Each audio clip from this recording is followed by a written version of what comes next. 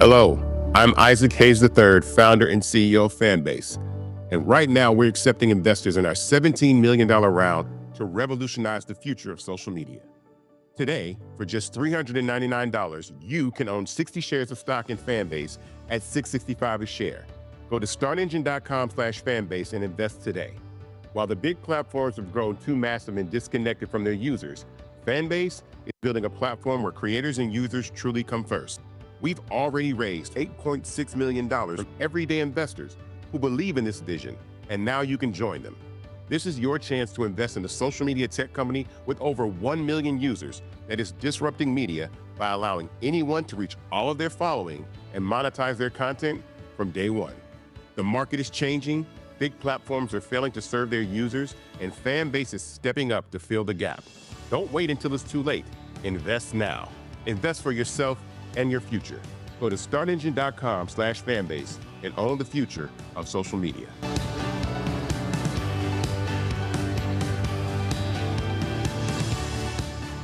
Folks, Black Star Network is here. Hold no punches. I'm real revolutionary right now. Support this man, Black Media. He makes sure that our stories are told. Thank you for being the voice of Black America, Roland. Stay black. I love y'all. All momentum we have now, we have to keep this going. The video looks phenomenal. See, there's a difference between Black Star Network and Black-owned media and something like CNN. You can't be Black-owned media and be scared. It's time to be smart. Bring your eyeballs home. You dig?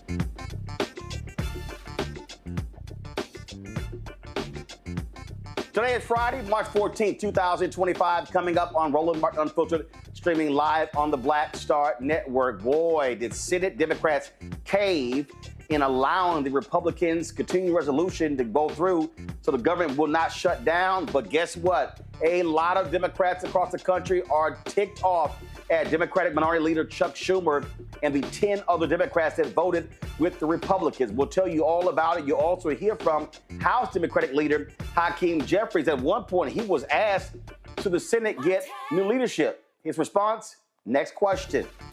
Yeah, thousands of people converged on the National Mall in D.C. today to protest actions taken by the MAGA Trump administration they claim are unconstitutional, including lots of alumni.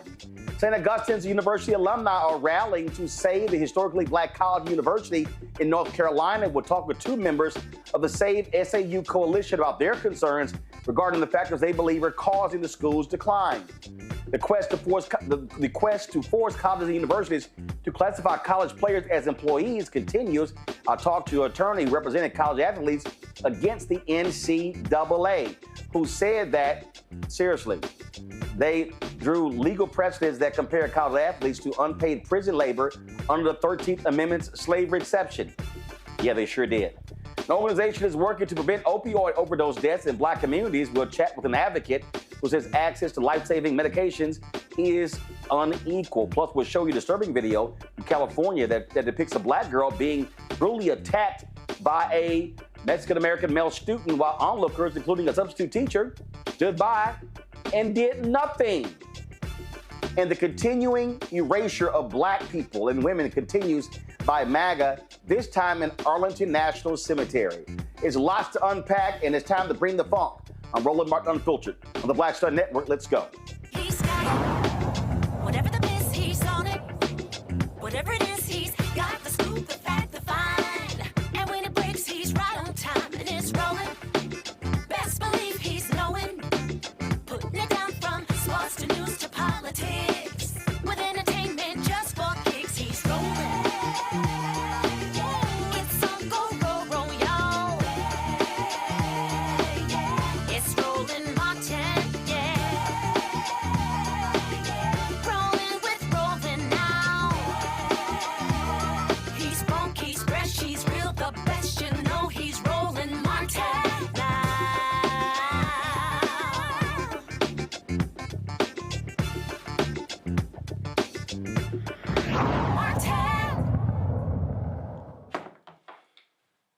A federal judge in California has ruled that the thousands of probationary workers fired from federal agencies should be reinstated. Judge William Alsup granted a preliminary injunction in a lawsuit brought by the American Federation of Government Employees. This ruling, issued in the U.S. District Court for the Northern District of California, applies to the fired probationary employees at the Department of Defense, Veteran Affairs, Agriculture, Energy, Interior, and Treasury. Now, the White House, who is supposed to be following federal law, here's this idiot, the press secretary, Carolyn Levitt, where she told reporters when asked if the administration will comply with this court order. Listen. An update on it. Caroline, district court rulings about all the fired probationary workers. You used the same language here just now that was in the statement about fighting back against that ruling. Do you mean appealing or something else? And does the administration plan to comply with those orders in the meantime? Fighting back by appealing, fighting back by using the full weight of the White House counsel's office and our lawyers at the federal government who believe that this injunction is entirely unconstitutional. And it is, for anybody who has a basic understanding of the law. You cannot have a low-level district court judge filing an injunction to usurp the executive authority of the President of the United States. That is completely absurd. And as the executive of the executive branch, the President has the ability to fire or hire. And you have these lower level judges who are trying to block this president's agenda. It's very clear. And as I just cited, I was appalled by the statistic when I saw it this morning. In 1 month, in February, there have been 15 injunctions of this administration in our agenda. In 3 years under the Biden administration, there were 14 injunctions. So it's very clear that there are judicial activists throughout our judicial branch who are trying to block this president's executive authority. We are going to fight back. And as anyone who saw President Trump and his legal team fighting back, they know how to do it. He was indicted nearly 200 times, and he's in the Oval Office now because all of the indictments, all of these injunctions have always been unconstitutional and unfair. They are led by partisan activists who are trying to usurp the will of this president, and we're not going to stand for it. Thanks, guys. So you're just going to ignore a federal judge? At least 30,000 probationary federal and government employees were dismissed as part of a government efficiency initiative led by the twice-impeached, criminally convicted felon-in-chief Donald Trump and his co-president Elon Musk. Their effort to slash federal workforce and government expenditures is running face-long into facts because they really haven't done it, but it shows you the level of ignorance that they are imposing. My guest this week, Matt Manning, civil rights attorney out of Corpus Christi, Derek Jackson, state representative out of Georgia. Joining us from Atlanta, Michael Imhotep hosts the African History Network show out of Detroit. Bottom line here, Derek, these folks, Doge, all the so-called savings, they're a joke. They're lying. They have to keep going back revising. They keep getting busted by people, exposing their lies as well. And so, I mean, but to listen to this fool, Carolyn Levitt, to act as if you could just ignore a federal judge, oh, one judge shouldn't do this. Well, I recall that there were numerous times where a federal judge made rulings during the Biden-Harris administration, And guess what? They appealed, but they never said, oh, the judge didn't have the constitutional authority to do so. You know, Roland, it's amazing that we're only 54 days in this administration, just 54 days. And the number of, man, it just gets so exhausting to say unconstitutional, unprecedented. These words are starting to be worn out in these 54 days. Here's the bottom line, Roland. We have a democracy. We have a system in place. In the judicial branch, they're doing their job. These are not low-level judges. These are individuals who are doing their job, and they're going to hold him accountable. I mean, just face it, the other day, where a federal court judge told him that he had to bring individuals back that he took over to Guantanamo Bay, Cuba, unlawfully. Taking citizens from one country to another country is illegal. And this is the same individual that decided to bring automobiles in front of the White House in the Rose Garden, which is also illegal. And so we're just going to have to continue to buckle down, fasten our seatbelts, hold them accountable, and shows like yours going to have to realize, can tell individuals where this president and Elon Musk and everyone else are breaking the law. And what he did today in the Department of Justice for 45 minutes, ranting and raving and going after lawyers, just uncalled for. We're going to get into that. Matt, these are thugs. These people do not care about the rule of law. They believe that they have all authority. And Donald Trump, he acts like there's no such thing as three branches of government. For him, it's only one branch, and other ones get to do what he says do. One of the first cases you learn in law school and constitutional law is a case called Marbury v. Madison. And that's the case that said the Supreme Court had the right, essentially the power, to look at the constitutionality of the laws. I don't know if it's ever been explicitly construed with executive orders, but the point is Article 3 judges have the right, as it's been, in our government since 1803, to review the constitutionality of the laws and presumably as well the executive order. So to act as though a judge who had to be nominated by the president and be confirmed by the Senate and go through the entire confirmation process as a, quote, low-level judge despite a lifetime appointment and the awesome power of the federal judiciary is just a matter of rhetoric over reality, because the reality is federal judges have a lot of power and it's an august position. So what it is that the Trump administration doesn't like the answers that it's getting from the courts. And the thing is, the court doesn't, quote, file an injunction. The court rules on an injunction. So that means that a litigant came in front of the court and said, look, we are likely to be harmed by this executive order. I'm not sure exactly who filed this, but presumably it was one of the unions or maybe individual federal workers who said we're likely to be harmed by this action. The court looked at that and determined that they were in fact likely to be harmed by that action and issued the injunction, ruling in their favor. But my understanding is that there was also some dicta or some commentary about how the court believed that the way they were doing this was not only unconstitutional and unlawful, but was dishonest, that they were framing it as, people who had never had bad performance reviews before were now being allegedly let go because of their performance. I think the judge saw that this was a subterfuge, and this is exactly how this is supposed to work with checks and balances. The judiciary is supposed to be able to look at the constitutionality of laws and actions. That's what they've done here, and I think we're all at risk of the entire house of cards falling, if you will, once the Trump administration starts to just out and out disregard what judges are doing in their rulings. And that's where I think we're heading. I mean, we're already seeing that. They're already kind of messaging in that regard. But once they start wholesale doing that, I don't really know what the institutional response is going to be, because right now judges are basically the last line of defense to stop a lot of this craziness that's coming out of the White House. Michael, we said what these thugs were going to do, and they're doing exactly what they also said they were going to do. They do not care about judicial rulings, except the ones that are in their favor. And a little bit later in the show, we're going to show some of this, that insane speech he gave at the Department of Justice. And what was even more shameful, for his attorney general standing right next to him, the same idiot who spends more time on Fox News than she actually does at the Department of Justice.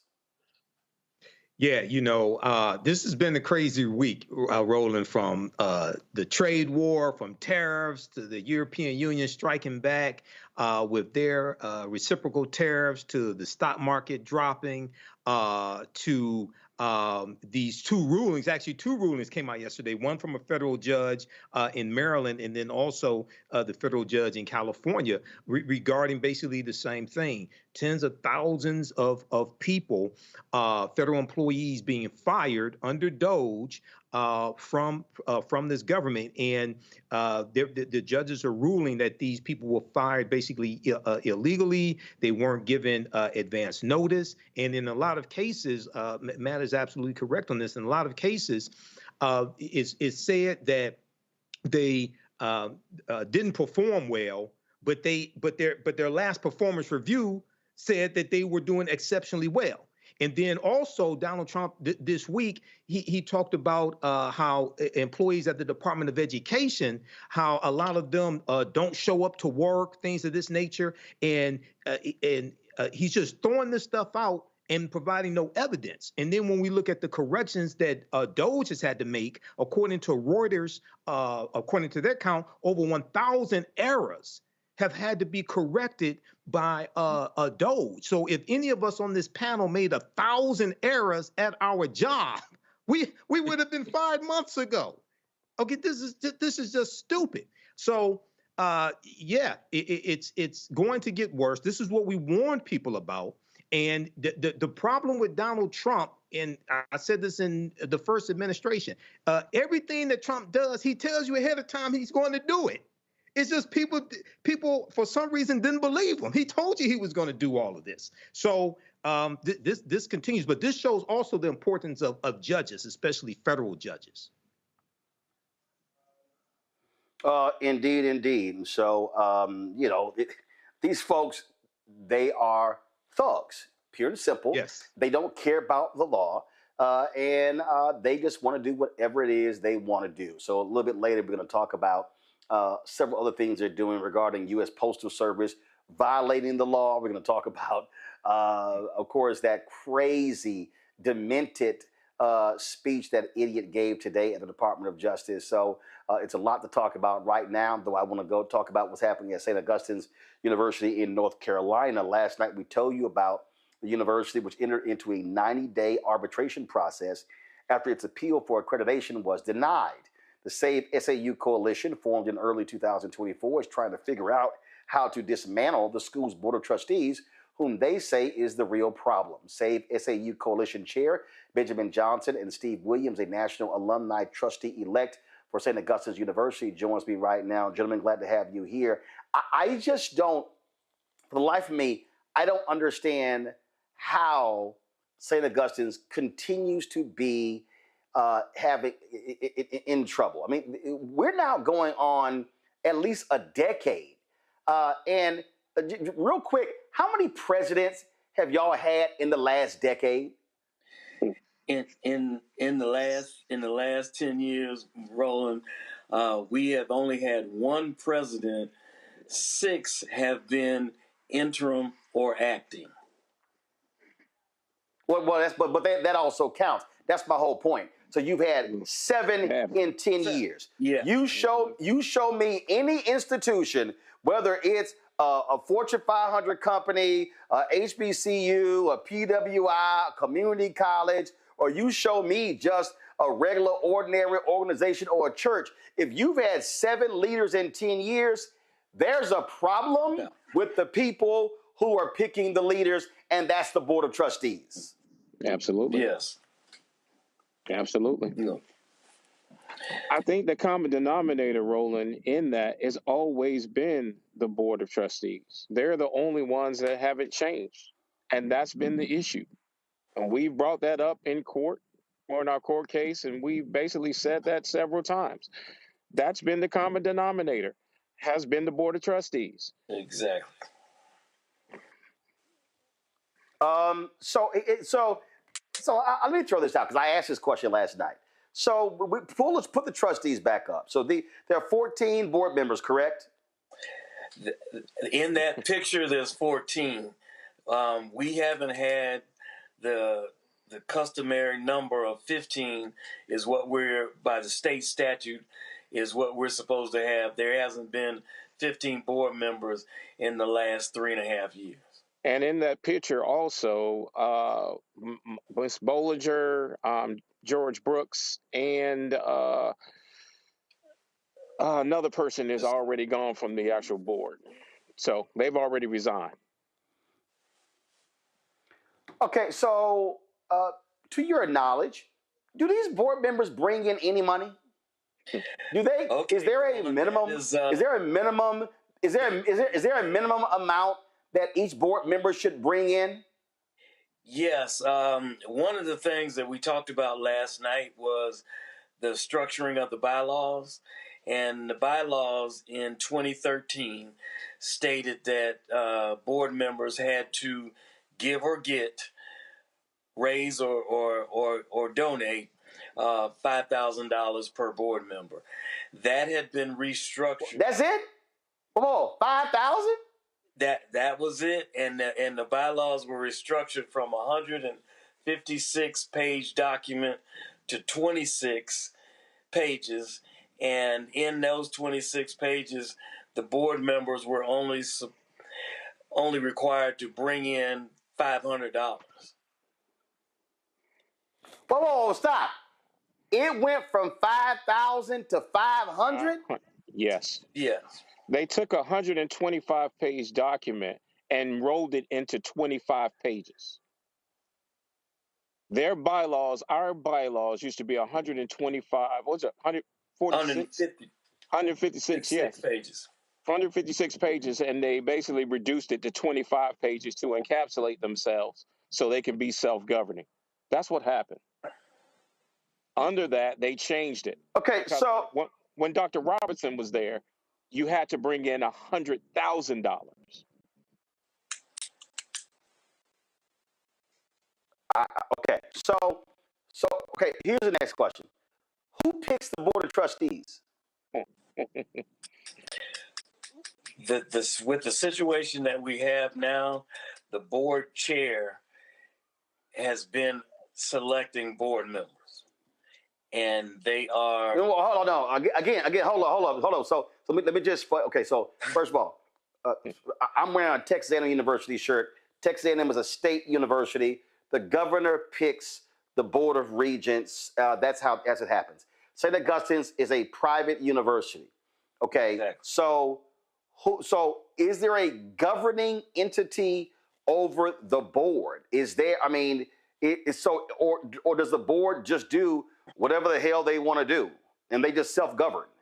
Basically, that's what they're doing, Roland. When they when they changed the actual bylaws, that's what they did. They reduced it to the point of them being self-governing and basically them being able to, have carte blanche on what they wanted to do with the university without any oversight or anything. Any oversight or management, period. Okay, so explain to me how the university has gotten into such a bad state of affairs financially. I detailed last night how St. Augustine's got $35 million from the federal government during COVID, $19 million in Cap 1 forgiveness. That means a loan not being paid back, and an additional 15 million. So what the hell happened? Well, Roland, I will say this is that in the Sachs report, in reviewing in the Sachs report, they showed up that there was $10 million unaccounted for. There were 4 items that were brought up in regards to financial management, fiscal malfeasance, fiscal misfeasance, and there was a 4th one, all financial. And in this process in the last 2 years, there were 3 more that were added in regards to just overall governance. So, as you mentioned, that there was basically a total of almost $50 million that was brought into the school, and it is unaccounted for. Historically, there's always been. Hold on. What the hell does unaccounted for mean? Okay, that when there was an audit, they showed that money came in, but couldn't show where it was dispersed to. That came up in the 2021 audit with BDO, where they basically showed and laid out where I think they said above $10 million shipped out, and basically, and shipped out mean wire transfers, 5,000 in increments of 5,000, and the highest being 350,000 were shipped out, and that's public record. So there was no authorization done. There was no oversight. There was no checks and balances, and that's historically what has happened with St. Augustine's over the years. Exactly. There's never been any really true checks and balances, which is why we're in the situation where we are right now. To just put it out there. There's never been any really and true checks and balances, because in any business, it would have shut down completely by this time. Just not having the right things and the right protocols in place. Right things in place. Yeah.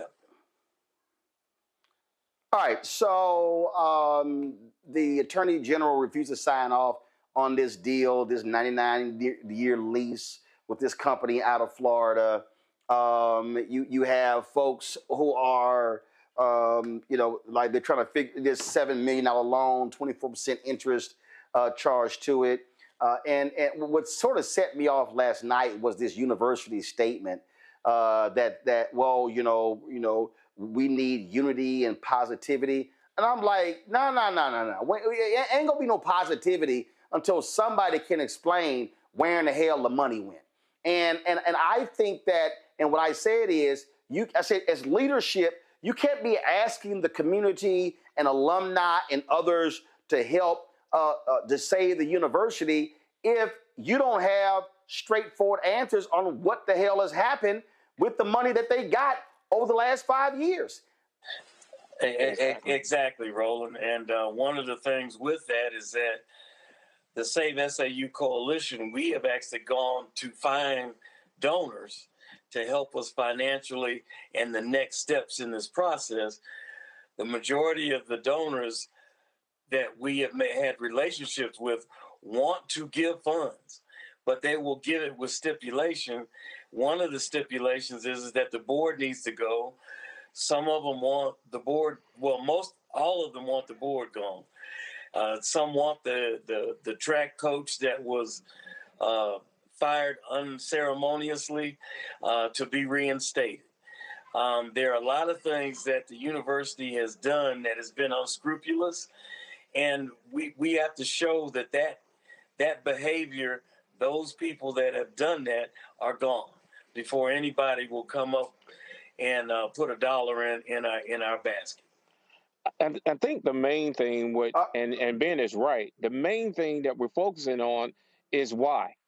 If you're getting a loan for $7 million or $70 million, and you're putting up the entire campus and all the properties, so basically you're talking about $250 million in properties for a $70 million loan, which makes no sense. And if you take it even a step further, when they took the money from Gothic Ventures, they took first $7 million, then they took another $4 million in November. With that $4 million that you took in November, you did not get the school prepped and ready for the students to even return for the next semester. So what did you do with the money? There's no accountability. So that's what's been happening here. And the fact that they've encapsulated themselves behind the bylaws is what we've been fighting. Because real and true merit, they don't have checks and balances. They don't show any receipts, but they still come back to alumni asking for money. Nobody wants to give to a black hole, period. Exactly. And Roland, one piece in talking about the changes in the bylaws.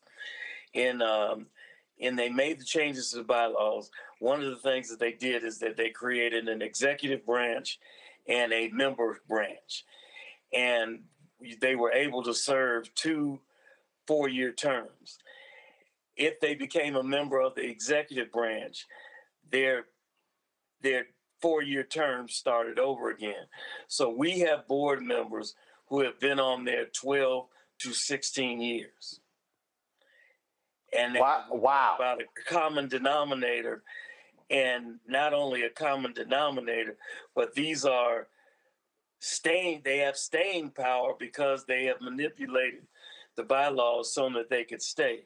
And in our lawsuit, we talked about that the Board of Trustees was using the university as its own piggy bank. Absolutely. Questions from our panel. Let me go to Matt Manning first. Yeah, so my first question is, what role, if any, does the North Carolina General Assembly play in the governance of St. Augustine? And is there a possibility that the General Assembly can come in and abdicate some of the board's powers? I know we've seen that in other states, and frankly, it usually works against the benefit of the university.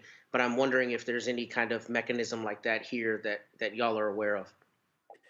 Well, because we are a private institution, we have to adhere to the 501c3 statutes for an educational institution. So the powers and the enforcement powers all lie with the Attorney General's office. Yeah. Now we can put pressure on the legislator to have the Attorney General, as they would put pressure on the Attorney General to do something. So that's where we are in this process. And I think that was our whole reason for going to court, mainly because to show we knew there was a slight possibility on the technicality that we may not win that case, but the merit of our case was very strong. So we took that chance. And basically we lost because of statute. And the statute is you have to be a sitting board member to bring a case forward. Now, me being the actual trustee elect that they haven't seated, and because they knew once they sat me, then this lawsuit would move forward. That's all I can safely assume. But at this point, that's what we've been fighting against. And even the judge, once she saw the merit of the case, she was definitely saddened because she had to side with the statute. But this is what she said openly. This is the part that I hate the most. We're losing because of statute, not because of the merit, period. Derek. You know, my question was very similar to Manning's, but since it was asked, let me shift it in a different perspective because as a legislator here in Atlanta, we had a similar situation with Morris Brown College. Morris Brown College was unaccredited for nearly 20 years due to financial mismanagement of funds. So what are the next steps for you all while this litigation process is underway? Well, the first piece where we are now is we're not able to do anything until the board is gone. We are still pushing that piece. In the meantime, we have looked at other models of schools like Talladega, Morris Brown, Bennett College, to see what they did in order to get accreditation. And as you mentioned, Morris Brown, it took them 20 years to get their accreditation back. It took Bennett 10. Talladega was able to maneuver and manipulate not to lose its accreditation, but to get a fresh start, which took them 3 years. So we're looking at those types of things and putting plans and strategies together for when that board does leave, as we put some things in place.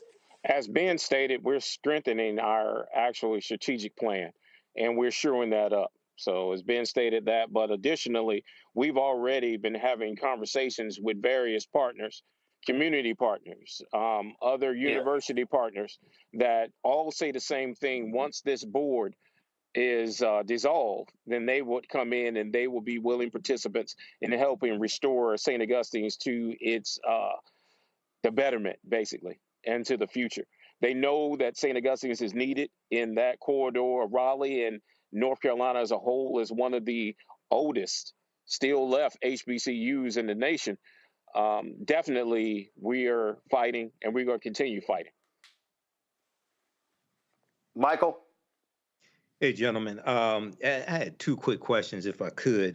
Number one, with this being this university being a 501c3, I know with generally speaking with 501c3s, they have to make their financials public. Usually, a lot of times, it's on their website for various organizations. Yeah. Does that apply also for educational institutions, for universities, number one? And number two, how often are audits done? You may have said it, I may have missed it, but how often are audits done, and are those audits made public as well?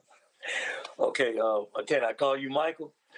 That's fine. Michael, this is really, for me to answer this is very disappointing, but I'm going to hit you with the hard facts. One of the reasons that we lost accreditation is because there were no audits done. So they had to, in this process, were manufacturing audits after they were requested. And in losing the accreditation, we were not able to provide the correct number of audits. There's one supposed to be done every year, and as we were on probation, the audits were supposed to be done in a 5-year increments, and they were only able to actually produce 2 or 3, half, but not all of the 5-year audits for the last 5 years. And you mentioned about the information being public. Right. Yes, that is a requirement, and that requirement was not met by our board of trustees. Yes, they don't have minutes. They don't share minutes. They don't even have minutes. Yeah, they don't take minutes at their meetings. Right, they take minutes at their meetings. They don't regularly update the website when new board members have come. Basically, just put blank pages up and things of that nature. And it's just been a game of cloak and dagger with this board of trustees, just to be perfectly honest. Wow. All right. Thank you. Last question. Where are the students in all of this? We went down to Florida and we did a special show at Bethune-Cookman. Alumni and students invited us to do that. What are the students saying with all of this drama going on? Let me tell you something, Roland, and I got to take this one. Yeah. My organization, Falcons Unite, we've been 10 toes down and fighting this board of trustees for the last 15 years. One of the things that we always pride ourselves on is the connection with the students on that campus. And not only just when they matriculate, when they leave. When they leave, they go to other businesses, they looking for jobs, they always come to us, right? We've created portals where we can tie them in. Through this process with this administration and this board of trustees, we've had professional therapists that are a part of Falcons Unite give free time. It's been hard. I can tell you, it's been nights where I've been fired up and everybody's on a call fired up. Students have experienced PTSD, trauma. These students have been basically just beat all over and dragged publicly by this administration. And it's sad. It's sad, and I don't know how anybody can sit up there and say they love the university and doing the best when basically your best and brightest you're treating like homeless people. You're basically just not even treating them with any kind of respect or dignity. And it just gets worse. I mean, you even had we had to give one of the actual professors, and I have to say this, they were losing their livelihood, not being paid. One of them almost unalived themselves, and luckily we had a therapist on call that basically made that call and stayed online with them till he got to the proper help arrive. This is traumatic, and we keep saying this. We keep making calls. We know it's an open investigation with the AG, but at some point, something has had to happen. Somebody has to have some form of empathy to see that the common denominator that's being heard in here are the students. You can take alumni out the way. The common denominator that's being hurt are the students. And to me, that's most important when you're talking about a university and building it back. Yes. When is the next board meeting? When is the next board meeting? Oh boy, we don't know if we don't know. The short answer is we don't know, but because they have the board members have changed so much, and we don't know if they've had electronic board meetings or because they've split this process where they got an executive board and a member board. We don't know. We have made inquiries as to, when is the next board meeting, and we have been not given an answer. We've asked about the students, how many students are there, what can we do. We don't know the number of students that are currently there on campus. They've gone to virtual learning. The only thing that we get more information from SACS than we do from the institution itself. In a normal process, Roland, they were supposed to, on the website, show when their meetings are. That's the transparency that's supposed to happen. None of that is there. And that isn't happening. That hasn't happened for a while. All right. Well, we hope to get some additional answers from university leadership and this board, and so we'll certainly stay on top of this. Gentlemen, we certainly appreciate it. Thanks a lot. Okay, right, and thank you for having us. Thank you. Folks, going to a break. We come back. We're going to talk about attacks, the effort by Donald Trump, Elon Musk, to now take over the U.S. Postal Service, even though there's an actual law that says they can't. Lots for us to break down. Also, 11 Senate Democrats vote with Republicans on the continuing resolution to keep the government open. And man, a lot of people are hot. We'll talk about that. We'll show you who they are. And we'll also show you what House Democrat leader Hakeem Jeffries had to say. Was not a resounding, support for his fellow Brooklynite Senator Chuck Schumer. That's next. Folks, don't forget to support the work that we do. Join our Bring the Funk fan club. Our goal is to get 20,000 of our fans contributing on average $50 each a year. That's $4.19 a month, 13 cents a day. You want to support us via Cash App, use a Stripe QR code. This is the QR code right here. Just point your phone to it. You can click the Cash App Pay button to contribute. If you're listening, go to blackstarnetwork.com. You can also, of course, send your check and money order, P.O. Box 57196, Washington, D.C., 20037-0196. PayPal is R Martin Unfiltered, Venmo RM Unfiltered, Zelle, Roland at RolandSMartin.com, Roland at RolandMartinUnfiltered.com. We'll be right back. We begin tonight with the people who are really running the country right now. Now, Trump is often wrong and misleading about a lot of things, but especially about history. Donald Trump falling in line with President Elon Musk. In the wake of the unsettling news that MSNBC has canceled Joy Ann Reid's primetime show, The Readout, Roland Martin and the Black Star Network would like to extend an invitation to all of the fans of Joy Ann Reid's MSNBC show to join us every night to watch Roland Martin Unfiltered, streaming on the Black Star Network for news, discussion of the issues that matter to you, and the latest updates on the twice impeached, criminally convicted felon-in-chief Donald Trump and his unprecedented assault on democracy, as well as co-president Elon Musk's takeover of the federal government. The Black Star Network stands with Joy Ann Reid and all folks who understand the power of Black voices in media. We must come together and never forget that information is power. Be sure to watch Roland Martin Unfiltered weeknights, 6 p.m. Eastern at youtube.com/Roland S. Martin or download the Black Star Network app. Hatred on the streets, a horrific scene, a white nationalist rally that descended into deadly violence. White people are losing their damn minds. As an angry pro-Trump mob storms the U.S. Capitol, we've seen We're about to see the rise of what I call white minority resistance. We have seen white folks in this country who simply cannot tolerate Black folks voting. I think what we're seeing is the inevitable result of violent denial. This is part of American history. Every time that people of color have made progress, whether real or symbolic, there has been what Carol Anderson at Emory University calls white rage as a backlash. This is the rise of the Proud Boys and the Boogaloo Boys. America, there's going to be more of this. Here's all the Proud Boys, guys. This country is getting increasingly racist in its behaviors and its attitudes because of the fear of white people. The fear that they're taking our jobs, they're taking our resources, they're taking our women. This is white fear.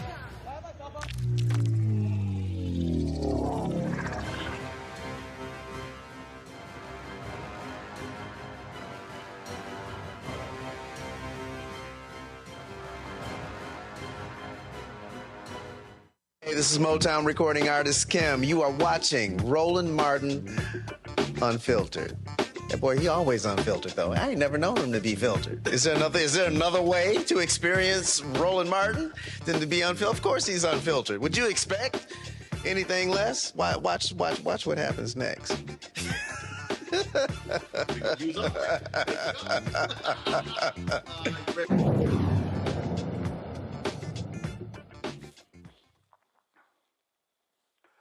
Folks, big changes may be coming to the U.S. Postal Service. Postmaster General Louis DeJoy just signed an agreement with Elon Musk's Department of Government Efficiency. Yeah, you heard that right, to help, quote, fix the Postal Service's finances. But let's be clear, this is not about fixing. It's about slashing and taking it over. Since DeJoy took over in 2020, 30,000 jobs have already been cut at the Postal Service, and another 10,000 layoffs are coming next month. Black workers make up nearly 30% of the Postal Service employees. And here's a bigger picture. There's talk of privatizing the USPS. That means fewer jobs, high prices for mail delivery, and less service in rural and low-income communities. Now, there's a federal law, Michael, that says that was passed to not privatize the Postal Service. A lot of people, a lot of progressives and Democrats are concerned because guess what? If Trump gets his hands on the Postal Service, that impacts ballots and things along those lines. And so this is something that Republicans have long sought after, but we are seeing that this war is going to be happening there too. Absolutely. And this is something that was floated during the first Trump administration. And as you have mentioned, the Republicans, conservatives have been talking about privatizing not just Social Security, but also the U.S. Postal Service as well, selling off parts of it. And this was something that came up during the first Trump administration when you deal with mail-in ballots. And now, if it's privatized, the delay in mail-in ballots being sent to certain areas, say maybe like, I don't know, Detroit, Atlanta, Philadelphia, something like that. So, yeah, this is, once again, devastating news. There are going to be lawsuits around this. But this is what we were warning African Americans about. And another thing, Roland, is that when you look at the attack on DEI, right, they're using that all across the federal government now to attack the Department of Education, to shut down various departments, to lay off people, et cetera. Now, in this specific instance, it's important for people to understand, African Americans have been working for the U.S. Postal Service going back to the 1840s. Not the 1940s, going back to the 1840s. And this was one of the, and then after slavery in the late 1800s, things like this, early 1900s, this is one of the first government jobs that we had. And there are 640,000 employees of the U.S. Postal Service, 29% are African American. So this is more devastating attacks that will gut the African American middle class. This is one of the ways that you got into the middle class. Federal government jobs, especially the U.S. Postal Service. Again, for the folk, Derek, who can't do math, we're talking about more than 190,000 Black employees in the Postal Service. Not only that 190,000 Black employees' lives will change significantly if this is privatized. The other aspect, Roland, that we tend to take for granted is that a lot of Black entrepreneurs, businesses, use the United States Postal Service. And so now you have a government that's anti-DEI, and then you look at someone like Kelly Loeffler.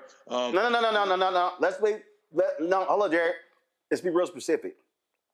You have a government that's anti-black. Yes. Go ahead. No, Roland, you're exactly right. Because I just had a debate yesterday around the Department of Education, and I said they're removing the African American AP courses, but yet you want to leave the German courses, the French courses, and all the other. But yeah, so you're exactly right. They are anti-black. So I appreciate that correction. But the point, to your point, is that when you look at black businesses that need to use the United States Postal Service, because the United States Postal Service will be able to move their goods and products, unlike at the expense of companies like FedEx and UPS, where they're going to charge them an exuberant amount of money. The United States Postal Service will give you a different kind of break. Even with us who are in the political arena, we use the United States Postal Service when we campaign. And so if you're going to privatize it, now they can determine what literature is processed through the Postal Service. And then there's one other point that we need to highlight, Roland, is medicine. You're starting to use a lot of senior citizens getting their medicine through the mail too. And so the mail system touched so many aspects of our lives that we just take for granted. And if they privatize it, the black community will be severely negatively impacted. Folk got to recognize, Matt, this is no joke that's going on. Listen, for 3 years, we said Project 2025 was real. When Trump lied, I don't know anything about it, I don't even want to read it. We knew he was lying. But all these folks who are now crying, hashtag we tried to tell you. Yeah, I mean, they knew what it was, and somehow they thought they would be insulated from the brunt of it. And you see people crying all over social media because they're getting what they voted for. I will tell you, I think I'm a little bit at a disadvantage with the post office and the economics as it relates to it, because I understand that the postal office has operated at a loss for multiple years. It has been a profitability issue, and while I completely am sympathetic and hope that a lot of black people, hundreds of thousands of black people, don't lose their jobs, I am wondering what extent to which the economic woes play into what the appropriate thing to do is with the post office. And I'm not in any way advocating for privatization, but not understanding the economics enough. Well, but here's right. So great point. So no. I'm gonna let you continue with it, but I want to put a pin in that right there. Okay. What a lot of people don't realize is that the law was changed where the Postal Service was required to basically front load their pension. And so when you look at, and second of all, it's also a congressional mandate. So when you talk about the delivery of mail service in the country, you're talking about, and this is a part that a lot of people just can't accept. It's a lot of land in the United States. And so when you start talking about going out to rural areas, delivering just simple letters and things along those lines, that's a major issue. You got lots of senior citizens who get their medicine through the post office as well. So in many ways, the post office has operated as a public service, as a public utility. So you have folks who say, well, we need to run it like a business. But see, the problem with running it like a business is when you have a business, so let's just take an airline goes, well, this is an unprofitable route. So what then happens is there are a lot of mid-sized and small towns in the United States that have no air service whatsoever. They may have to drive 30, 60, 90, 100 miles to catch a flight at a major airport. Well, the post office was set up totally different. It was, we're going to deliver mail to these rural parts of the country. So the issue, a huge issue is that it requires a lot of people with the post office. And that's what's played into this economics piece when you start talking about the number of people who live in rural Georgia and rural Texas and rural Iowa and Illinois and Idaho and Montana and all these states where Congress has said, no, we're going to ensure that people are able to get the mail. Then you have the folks who say, well, things have changed, we're not electronic, but guess what? Rural areas, a lot of them don't have high-speed internet. So the folks who say let's modernize and let's cut a lot of these, manual expenses, it's an additional problem because if people are unable to get online, what do they rely on? The Postal Service. Now go ahead. Yeah, I mean, look, I'm not advocating for privatization. I'm just readily admitting I don't know all the economics. I got you. I think when we talk about the post office, that's a lot of the problem because all you hear is about cost overruns and, issues not making or at least making a profit. So I think one, that kind of makes it difficult for people to fully understand why privatization would be a bad thing. I love that you framed it as a public service because that's exactly what I think of as the post office, being. And I think it's a question of how does it need to be reformed, maybe even via congressional mandated through a congressional law to make it such that it is not characterized essentially as a quasi-governmental business that's not running a profit, because then it's easy to, get the rhetoric around that we need to get rid of it or privatize it because it's a business that's not meeting its financial goals. But outside of all of that, I would say as it relates to the post office, you see that Louis DeJoy is here. And it's interesting because he's kind of ridden under the radar through the Biden administration because he was a Trump appointee. But I'm sure that this is something that the Republicans have been looking to do for a long time. And he's just kind of laid in wait. And now to your point about Project 2025, they're able to enact a plan that they knew was coming. But I do think that, at least in the political context, for Democrats to edify people like myself and others, they need to explain why the post office is not only a public good, but how it can be reformed to continue to serve that public good, but not be an easy thing on the chopping block as it relates to, cost overruns and the financial piece of it. Right. And so here's something here. So in fiscal year 2024, the Postal Service lost $9.5 billion. And they say they don't expect they're gonna make a profit. They're gonna break even in 2025.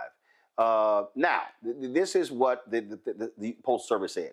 80% of the agency's losses come from fixed costs, which include pension contributions for its retirees and workers' compensation claims for employees injured on the job. All right. Now, here's the issue. When all of a sudden, when they try to raise prices, oh my God, members of Congress lose their minds. People actually go crazy. So they don't have any plans to set higher prices in 2025, but they're looking at 2027. Now, here's one of the issues that, again, we talk about the post office has. One, you have competition between UPS, between FedEx. You got that. Also, the amount of mail that we used to get, guess what? That's dropping. What I mean by that is that when you look at the numbers, we don't get as much junk mail because things have also become digital. The last point is Congress mandates that every place in America be served by the post office. So that goes back to, again, those costs as well. Michael, real quick.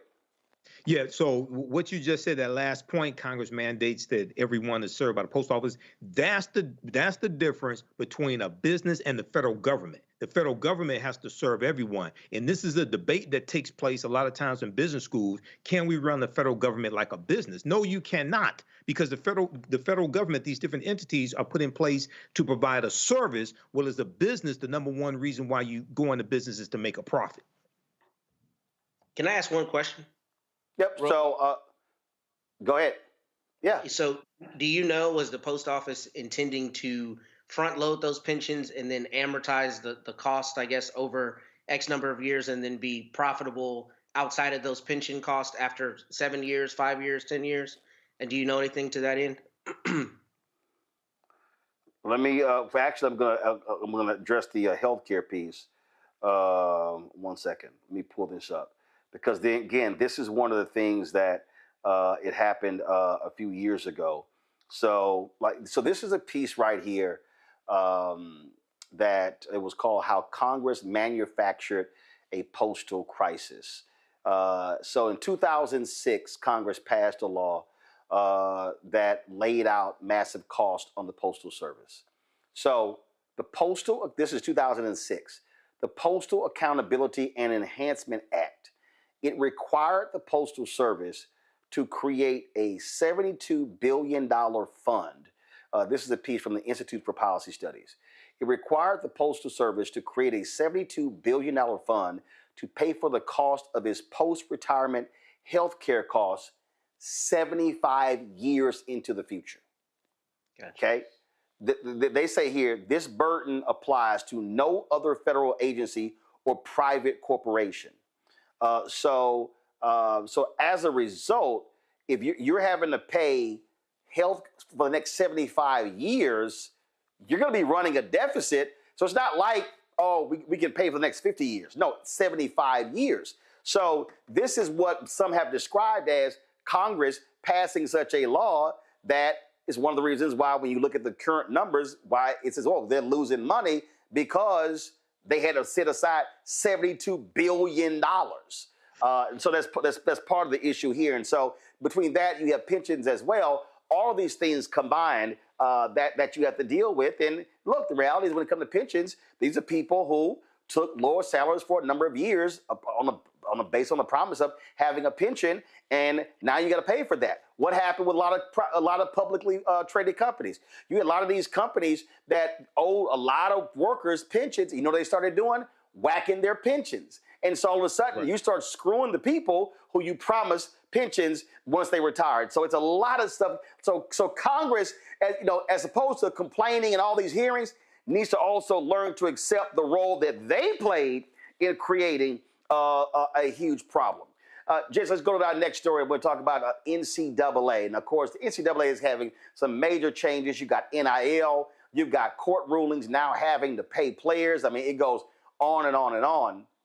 So as a result, the NCAA is constantly in court. They are under assault left and right. It's also from their own making. Okay, I mean that's just what they've created this big problem because they were so arrogant and they were taking so much money and keeping it and paying big salaries. So in July, the U.S. Court of Appeals, the Third Circuit, rebuked the NCAA for what they call an offensive race-related argument in a case called Johnson versus NCAA, which compared college athletes. Listen to what I'm about to say, y'all. They compared college athletes to fellow students employed in work-study style programs. The NCAA argues that college athletes should not be treated with the same employee rights and protections as student ticket takers, student seating attendants, and student food concessions workers at NCAA contests. Instead, the NCAA relied upon a legal precedent comparing college athletes to unpaid prison labor under the 13th Amendment's slavery exception. Attorney Paul McDonald joins us right now. Paul, glad to have you on the show. I'm sorry, they used the slavery exception in the 13th Amendment? So are they saying that athletes are slaves or inmates? Well, for all intents and purposes there, I think it's instructive to read exactly what the Third Circuit said. And this Third Circuit said, we disagree with the comparison of college athletes to prisoners and refuse to equate a prisoner's involuntary servitude as authorized by the 13th Amendment to the longstanding tradition of amateurism in college athletics. So that's exactly what the Third Circuit said about it. So they knew exactly what the NCAA was trying to do. They were using a case called Van Skyke v. Peters. And in the case of Van Skyke v. Peters, I'm sorry if you lost me there for a second. You had federal prisoners who... No, we got you. Go ahead. All right. They had federal prisoners who said that under the FLSA, the Fair Labor Standards Act, that they should have employee rights, minimum wage, so on and so forth. But the court in that case, Van Skyke v. Peters, said because of the slavery exception, because as part of your conviction, as part of your sentence, you can be made to do involuntary servitude, then you can't be an employee. And the NCAA for 10 years has been using that case, Van Skyke v. Peters, to say that athletes should not have employee rights like the kids selling popcorn at their games. Well, first of all, for people who don't even realize, the phrase student athlete wasn't created out of, care for the student. That was actually created by an NCAA lawyer to protect them in a lawsuit. So they've always wanted to take advantage of the free labor of athletes and how everyone else gets paid except the athletes. So they've actually treated people as if they were, frankly, slaves under the 13th Amendment. Right. Student athlete was a term that came about to avoid having to deal with worker compensation.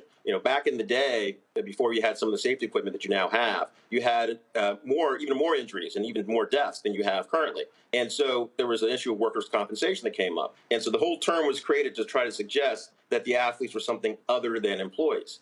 But again, the thing that people have to remember, there are student employees. There have been student employees on college campuses for more than 50 years in work-study style programs. So whether you're talking about someone who's checking IDs in the library, someone who is washing dishes in the dining hall, selling you things at the bookstore, or again, selling you popcorn at the games, all student employees. And all that our case is called Johnson v. NCAA.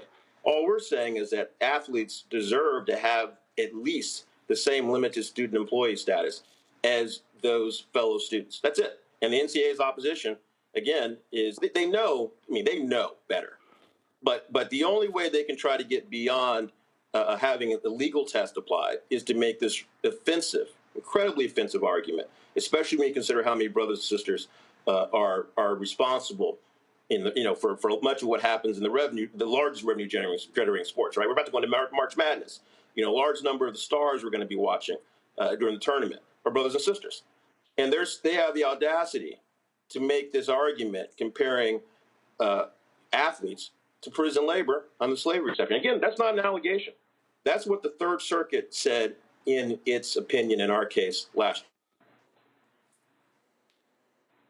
Well, it's interesting you say that. I mean, look, I graduated from Texas A&M University, and I actually worked for 2 years for the Texas A&M athletic department in its video lab. I was paid.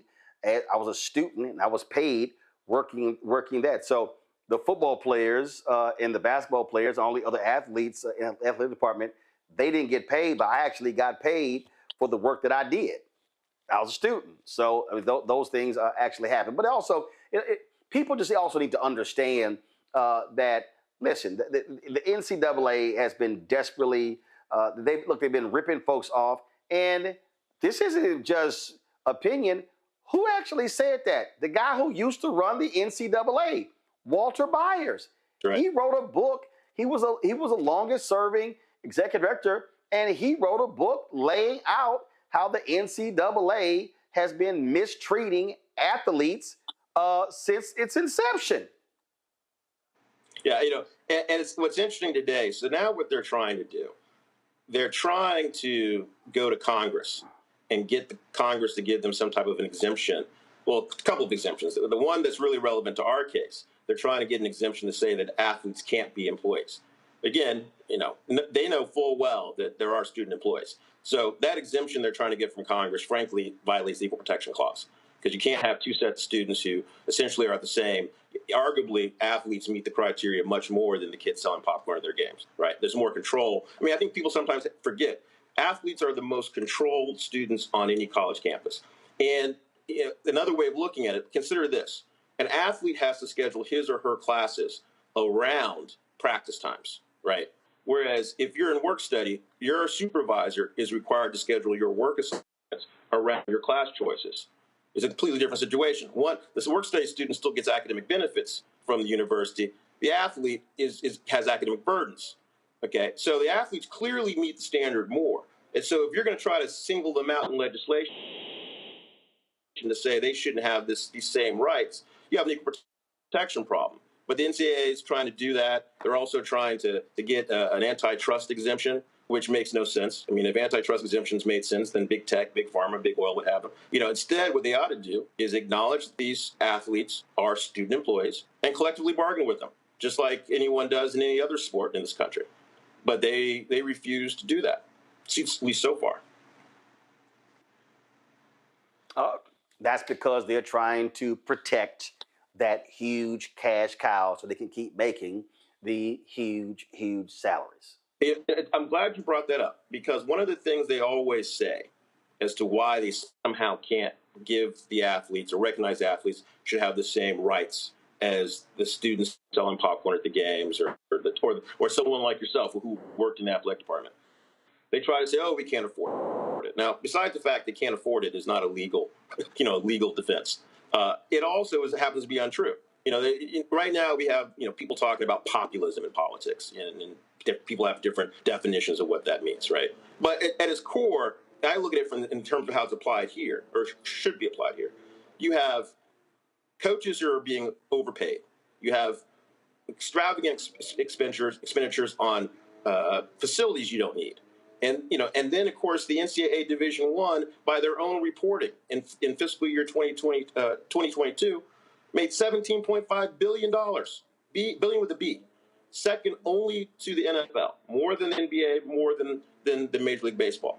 And so they have the audacity to come in front of Congress and say, oh, we need you to bail us out because we can't afford to have these athletes making $15 an hour like their friends down the hall from in the dormitory, because it's going to bankrupt us. No, all you have to do is reallocate some of the money you've been giving to all the adults, reallocate some of the money you've been spending on laser tag and other things that aren't unnecessary in the athletic department, and then to the extent that you have smaller schools, after they've done all of that, subsidize them, just like the NBA does the WNBA, or you have luxury taxes in some pro sports. And that takes care of the problem. You can do all of this budget neutral, no cost.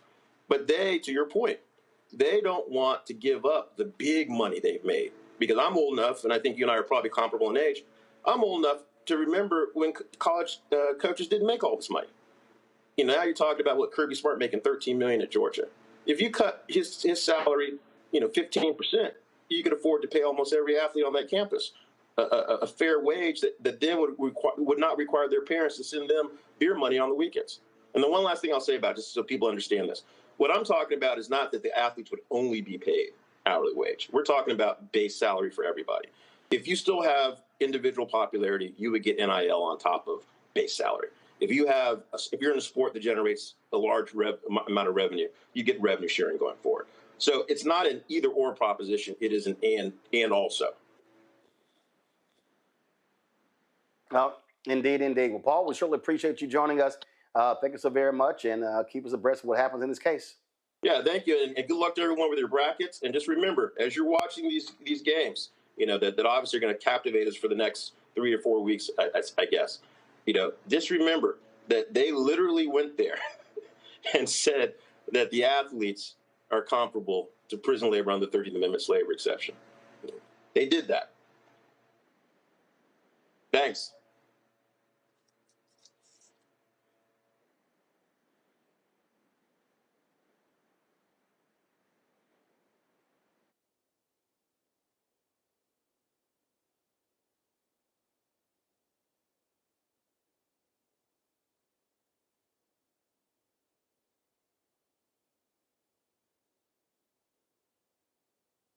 We begin tonight with the people who are really running the country right now. Now, Trump is often wrong and misleading about a lot of things, but especially about history. Donald Trump falling in line with President Elon Musk. In the wake of the unsettling news that MSNBC has canceled Joy Ann Reid's primetime show, The Readout, Roland Martin and the Black Star Network would like to extend an invitation to all of the fans of Joy Ann Reid's MSNBC show to join us every night to watch Roland Martin Unfiltered, streaming on the Black Star Network for news, discussion of the issues that matter to you, and the latest updates on the twice impeached, criminally convicted felon-in-chief Donald Trump and his unprecedented assault on democracy, as well as co-president Elon Musk's takeover of the federal government. The Black Star Network stands with Joy Ann Reid and all folks who understand the power of black voices in media. We must come together and never forget that information is power.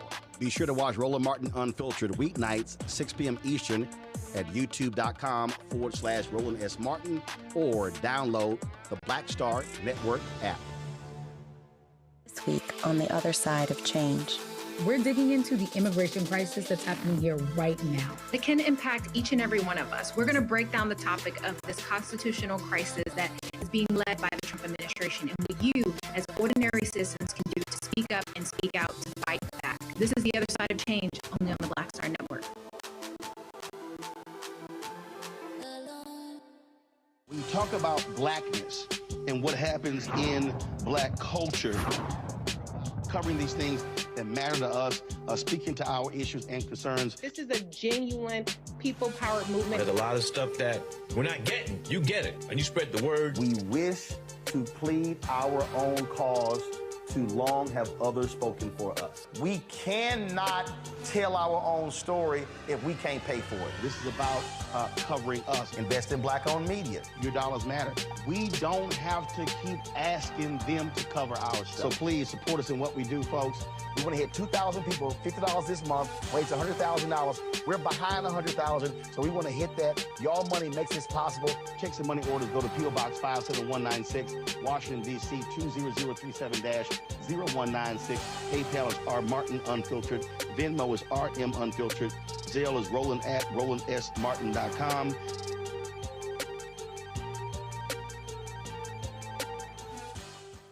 I'm Deborah Owens, America's Wealth Coach. Next on the Black Tape with me, Greg Carr. There's a lot of talk about the inevitability of another civil war in this country. But on our next show, we'll talk to a noted author and scholar who says we're actually in the middle of one right now. In fact, Steve Phillips says the first one that started back in 1861, well, it never ended. People carrying the Confederate flag, wearing sweatshirts saying MAGA Civil War, January 6, 2021, stormed the U.S. Capitol, hunted down the country's elected officials, built a gallows for the Vice President of the United States, and to block the peaceful transfer of power within this country. On the next Black Tape, here on the Black Star Network. This is Tamala Mann. And this is David Mann. And you're watching Roland Martin Unfiltered.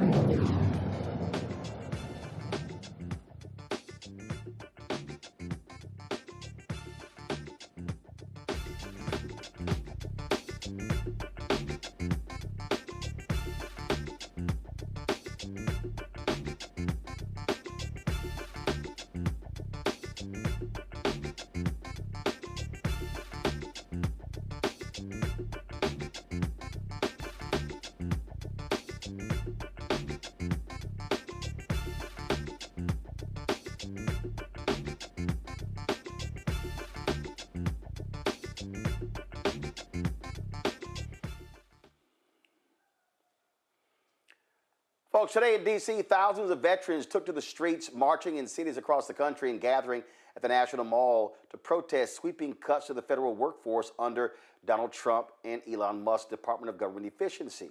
The demonstration, organized by Now March, is being called a National Strike Day in response to thousands of veterans being laid off from government jobs, including nearly 83,000 expected losses at the Department of Veteran Affairs. These cuts are affecting critical health care services, canceling cancer treatments, straining VA therapists, and even shutting down suicide prevention programs, leaving those who serve this country without the care they need. The march is deliberately set for March 14th, referencing Section 3 of the 14th Amendment, which bars insurrectionists from holding office. Now, today in the United States Senate, 11 Democrats joined Republicans in advancing the continuing resolution that would keep the government from shutting down. Senator Chuck Schumer, just 48 hours ago, claimed that, Democrats were not going to vote for the bill. Well, then they came forward.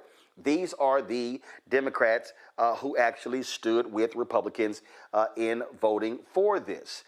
This, of course, has angered Democrats all across the country, and people have been coming after Senator Chuck Schumer because he did not hold the line. House Democratic leader Hakeem Jeffries made it perfectly clear that House Democrats were not happy at all with what took place by Democrats in the Senate. Listen. House Democrats remain strongly opposed to the partisan Republican spending bill that will hurt families, hurt veterans, hurt seniors, and hurt the American people. It is a false choice that Donald Trump, Elon Musk, and House Republicans have been presenting between their reckless and partisan spending bill and a government shutdown. Why are we here right now in terms of the moment that is in front of us?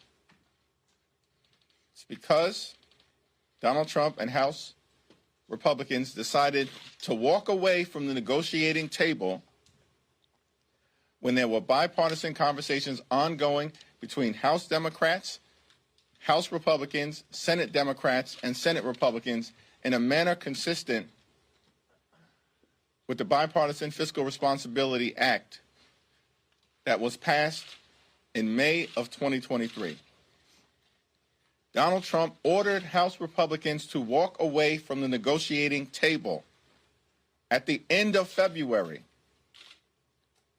House Republicans then passed a partisan and reckless bill that cuts funding for health care, cuts funding for veterans, and cuts funding for nutritional assistance to children and families. It's an unacceptable, unconscionable, and un-American spending bill.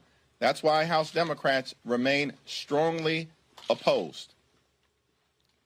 Donald Trump orders them to walk away from the negotiating table. Step one. Step two, House Republicans pass a partisan and reckless spending bill. And then step three, House Republicans get out of town. Where are they at right now? House Democrats are here. We're ready to pass a 4-week spending bill that keeps the government open and will allow the House and the Senate to negotiate an actual agreement that meets the needs of the American people. But we do not support a bill that is designed to hurt the American people that Donald Trump and far-right extremist Republicans are trying to jam down the throats of everyday Americans. Folks, it has been quite contentious again with what's been happening with this decision by these Democrats to vote for the bill. A lot of people are actually calling for Democrats to replace Chuck Schumer as the Senate Minority Leader. Schumer and other Democrats say they were not going to allow the government to shut down. They said it could be a lot easier for Trump and Musk to cherry pick what federal employees to bring back. But there are others like Senator Cory Booker who said point blank that this is giving more power to Trump and Elon Musk. Even had Senator Raphael Warnock said he wouldn't be surprised if there's a new Senate leader for the Democrats in 2026 or 2028. Mike, I want to start with you. Again, a lot of people are ticked off. They are hot. They're upset at Chuck Schumer, saying that he caved. He didn't fight. He gave up. And then, of course, one of your home state senators, Gary Peters, who is not even running for re-election, he voted for this as well. Yeah, Gary Peters should not have voted for it. Chuck Schumer definitely caved because on Wednesday, he said he was arguing strongly against the bill, strongly against cloture, strongly against stopping debate. And he was proposing the 30-day continuing resolution, okay, the 30-day bill, so they can continue to negotiate. It's important. So this is wrong on so many levels. Number one, House Minority Leader Hakeem Jeffries is absolutely correct. Donald Trump told House Republicans to stop negotiating with House Democrats, okay? So House Democrats were totally pushed out of this process, and that's why 230 13 of them voted against this in the House, okay? And this is what they were saying. This is what Alexandria Ocasio-Cortez was talking about last night on Jake Tapper's show on CNN. So, and then in the Senate, there's a disconnect, and you're going to see this. You're going to see this really explode. There's a disconnect in the thought process of many Democratic senators as opposed to those in the House. Now, I understand the rules are different, but last night on The Last Word on MSNBC, Senator Jeff Merkley from Oregon and Senator Tina Smith from Minnesota were on, and Senator Jeff Merkley was saying the only leverage that they really have is leverage in the Senate, not the House, and it's the 60-vote threshold, the filibuster. He said if you give that up, then just giving more power to a tyrant, I'm paraphrasing, giving more power to a bully does not help you. They're going to keep punking you. They're going to keep mistreating you. And this is exactly what's taking place. So I think they need new leadership. Senate Minority Leader Schumer needs to be out. And also CNN reported that you have some Democrats that are privately saying that Alexandria Ocasio-Cortez should primary Senator Chuck Schumer as well in 2026. I think she should as well. He's not built for this. He's not built for this fight here. This is a weak punk ass move. This is bitch assness. This is what this is. What do you make of what you're seeing in D.C., Derek?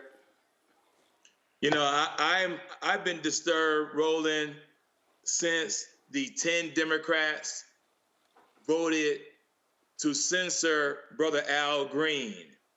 I've been disgusted with some of the Democrats up in Washington, D.C. In fact, those of us here in Georgia started making phone calls and saying it out loud with our full chest that we need them to stand up.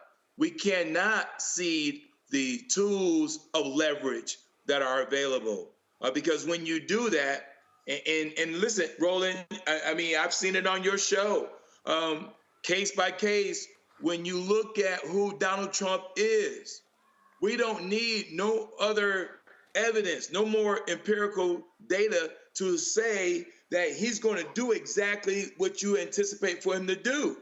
And so if Chuck Schumer said, well, if we allow for the government to collapse, they're going to blame the Democrats. They're going to do that anyway, Roland. And so what we got to do is come up with a new playbook. We got to, since Republicans are not showing up in their town hall meetings, then we as Democrats need to show up in their town hall meetings. And we need to explain to those Republican voters and say, that's what y'all voted for, first off. But number two, this is what we're going to do. And we don't need you to get amnesia come next year, because the bottom line is everybody's going to be negatively impacted. This guy is going after Social Security. He's going after Medicaid. He's going after Medicare. He's going after those third rails that we typically just did not touch. But by Chuck Schumer making the move that he did, and them other Democrats in the Senate that voted along with him, then they need to understand that they're going to be blamed for this, because they're going to say, well, the Democrats believed in our philosophy. They voted with us, and so they understood that we're going to impact Social Security. They understood that we're going to impact Medicaid and Medicare, and we all know the devastation that's going to occur when you do that. I never understood the thought process, Matt. They're going to blame you anyway, so you fight for as much as you can get, and you don't give up, especially when you have the power to filibuster. That's right. Exactly. Yeah, you stand 10 toes down. I think Michael said it beautifully. I don't need to repeat it. We know what this is. This is fear, and this is people being bitch made, for lack of a better term. But what I don't understand as well is, if you're thinking to the midterms, and if you're thinking right now that a lot of Democrats are really frustrated and feel like the Democrats just look weak, why would you take another opportunity to show how weak you are when you can push it?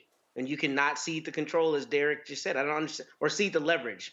Because here's the thing that we see Republicans do 100% of the time: exercise whatever point of leverage that they have with no remorse. Why you would not do that here, I don't understand. Folks, let me tell you how crazy these Trump people are. More than 50 universities are currently being investigated for alleged racial discrimination as part of their initiative to eliminate diversity, equity, and inclusion programs. They really are anti-black. The Education Department announced these new investigations on Friday, about a month after issuing a memo warning schools and colleges across the country that they could lose federal funding due to race-based preferences in admissions, scholarships, or other aspects of student life. Education Secretary Linda McMahon stated that students should be evaluated based on their merit and accomplishments, not by their skin color. Quote, "We will not yield on this commitment."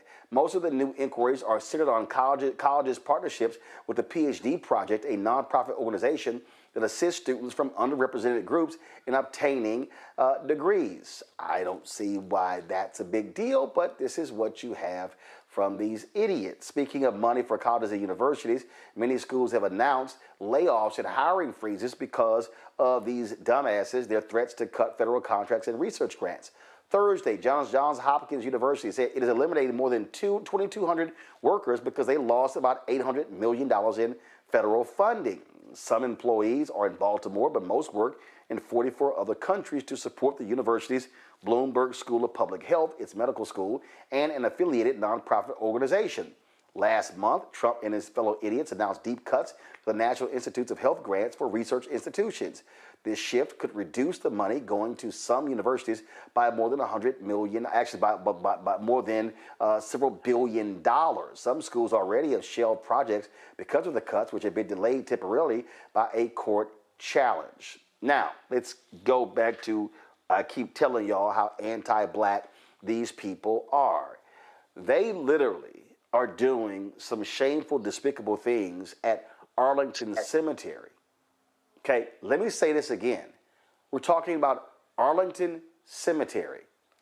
Yeah, what they're doing is black, Hispanic, and female service members are being erased from the history. For generations, Arlington Cemetery has stood as the final resting place for more than 400,000 American heroes, a sacred space honoring those who gave everything for the country. But now the cemetery's website has quietly removed key information, list of notable black and Hispanic service members, lesson plans about their contributions, and even maps marking their grave sites. Officials say this was done under the orders from Trump and Defense Secretary Peter Hegseth, part of a broader push to strip race and gender-related history from military records. Some of these erased names belong to Medal of Honor recipients, men who were denied recognition in their time because of racism, only to be honored decades later. And now their stories are vanishing once again. This black erasure, this is what this is all about, Matt. It's black erasure. They're trying to get rid of the environmental justice departments and the EPA. They're trying to get rid of these things in the Department of Education. They want black erasure. All throughout the federal government, this is an absolute all-out attack on blackness. And I keep saying it, where are these Negro Republicans? Senator Tim Scott, quiet. Congressman Byron Donalds, Congressman Wesley Hunt, Congressman Burgess Owens. They're all real quiet. Yeah, and they kissed every part of that orange butt and don't have any positions in the administration. So, clearly that didn't work out for them on the personal level, which is all that governs most of those people's actions. But you're exactly right. This is about black erasure. And what this is about black erasure coded as a meritocracy argument. Because you notice Linda McMahon didn't say a single word about legacy admissions, right? They didn't say a single word about that. It's about anything that looks like a black person is getting a leg up that some white person is not getting. We're seeing that everywhere. And one of the things I thought was pretty just weak is all of these people who kind of prophylactically have said, well, we know Trump's coming for us, so we're going to go ahead and start changing our DEI or changing how we approach things. But even with the Air Force Academy, or not the Academy, but the Air Force training in San Antonio, they weren't going to teach people about the Tuskegee Airmen because they're afraid that they're going to get in trouble from the Trump administration. I mean, we've reached a level of absurdity that is just unfathomable. But I'm glad you called it what it is, because what we see is a lot of dog whistling. But we know that the truth is that it's about black erasure, and it's about making black less than in all metrics, by all metrics, and in all contexts. Because what they keep saying is merit, but they're making, non-meritorious synonymous with black for the exact point of that black erasure. So I think you're exactly right. And none of this is surprising because we're seeing it across the federal government. That is all anti-black, Derek, pure and simple. And that's what they keep attacking. And they don't want folk to know history. This is what they want. This is what they desire. And it's real clear. And it's real clear, but it's also sad to a level of degree. This hits me personally, Roland. As you know, I'm a retired naval officer, and my first wife that served as well for 27 years is buried in Arlington. She gave her life for 27 years. Okay, and so when you think about this erasure, you can't delete the contribution in the history of Black Americans, right? But this other sad part to this has precipitated down to the state levels. We have a bill right now that we're fighting in Georgia where it says, get this, Roland, it says remove slavery, lynching, all that stuff from the curriculum from K through 12.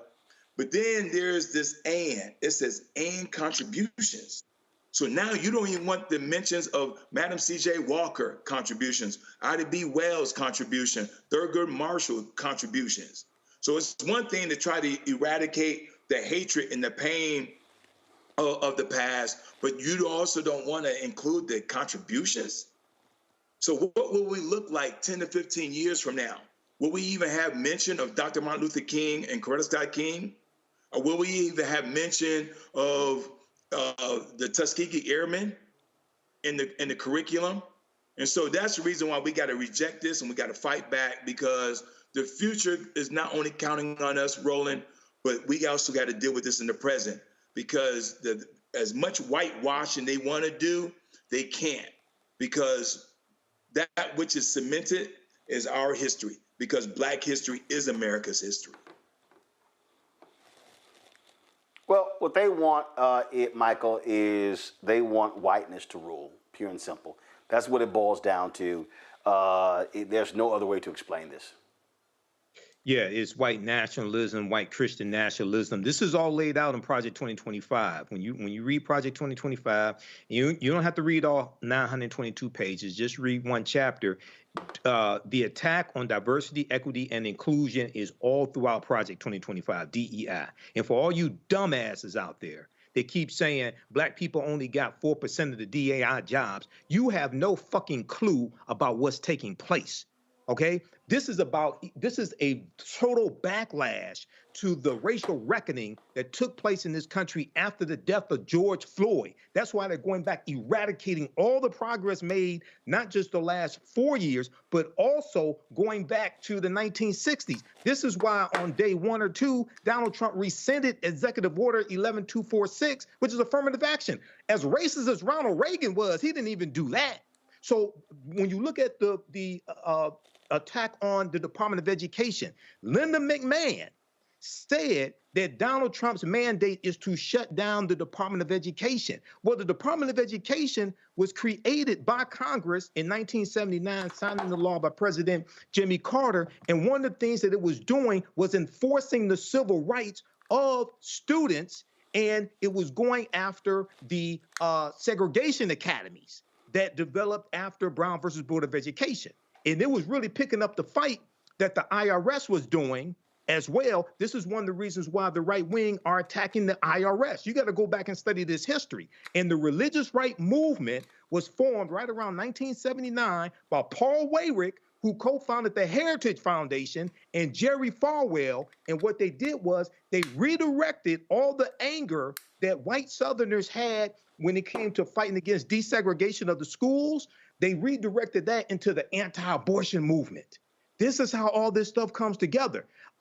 So this is real. This is what we warn people about. And lastly, the Associated Press has this piece, the first thing that you talked about the images being removed. There's 26,000 images that the Pentagon is removing. It's a purge taking place. War heroes and military first among 26,000 images flagged for removal in Pentagon's DEI purge.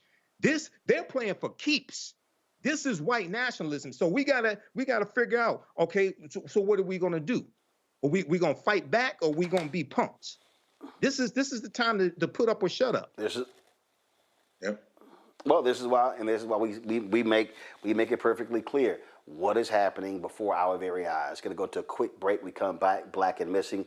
We'll tell you about this. Black girl was attacked in California, and Tyler Perry had some strong words today at the Atlanta funeral of Angie Stone. You're watching Roland Martin Unfiltered on the Black Star Network. Support the work that we do. Join our Bring the Funk fan club. Goals to get 20,000 of our fans contributing on average $50 each a year. That's $4.19 a month, 13 cents a day. Support this show and all the other shows we have on the Black Star Network, plus the new shows we're working on as we speak. If you want to give via Cash App, you can use the Stripe QR code. This is it right here. This is the QR code for Stripe. You can just simply click the Cash App Pay button to contribute. You can also use Stripe for credit card transactions.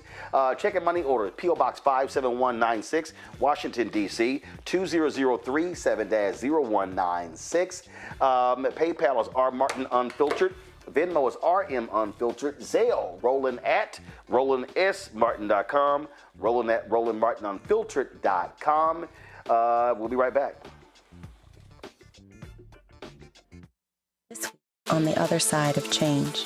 We're digging into the immigration crisis that's happening here right now. That can impact each and every one of us. We're going to break down the topic of this constitutional crisis that is being led by the Trump administration and what you, as ordinary citizens, can do to speak up and speak out to fight back. This is The Other Side of Change, only on the Black Star Network. Next on the Black Tape with me, Greg Carr. There's a lot of talk about the inevitability of another civil war in this country. But on our next show, we'll talk to a noted author and scholar who says we're actually in the middle of one right now. In fact, Steve Phillips says the first one that started back in 1861, well, it never ended. People carrying the Confederate flag, wearing sweatshirts saying MAGA Civil War, January 6, 2021, stormed the U.S. Capitol, hunted down the country's elected officials, built a gallows for the Vice President of the United States, and to block the peaceful transfer of power within this country. On the next Black Tape, here on the Black Star Network. Hey, what's up? It's Sammy Roman. Hey, it's John Murray, the executive producer of the new Sherry Shepherd Talk Show. It's me, Sherry Shepherd, and you know what you're watching, Roland Martin Unfiltered.